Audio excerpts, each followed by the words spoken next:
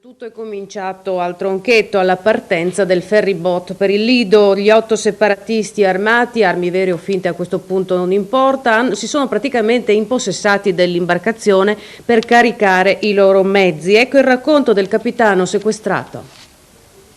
Comandante, dove è stato costretto a sbarcare con il traghetto? Ecco, se riuscite a vedere lì in fondo, vicino alla biblioteca marciana, c'è una specie di rientranza, lo vedete quel motoscafo, lì dietro c'è uno spazio di una decina di metri circa.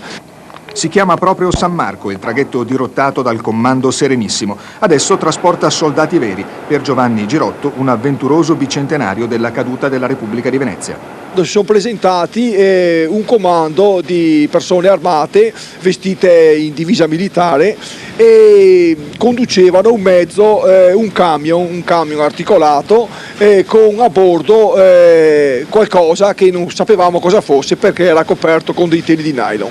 Si sarebbero rivelati essere il camper e quel camion truccato da autoblindo. Sono saliti di forza e poi? Sì, sono saliti di forza, ci hanno imposto di partire immediatamente, avevano delle mitragliette che esibivano, che ostentavano quasi, ci minacciavano. Tra le due colonne c'è una riga di gondole e loro volevano che noi spazzassimo via le gondole con la motozattera e che facessimo scendere loro proprio in centro della piazza. Invece poi siete sbarcati di fianco, più o meno all'altezza della marciana, loro sono scesi e alla fine? Ci hanno detto anche che dovevano farlo a tutti i costi. Ma lei un po' il leone di San Marco, ce l'ha nel cuore anche lei? Io l'ho sempre avuto, essendo veneziano, l'ho sempre avuto nel cuore questo simbolo, un simbolo di pace, di serenità e di progresso, non un simbolo di violenza e di prepotenza.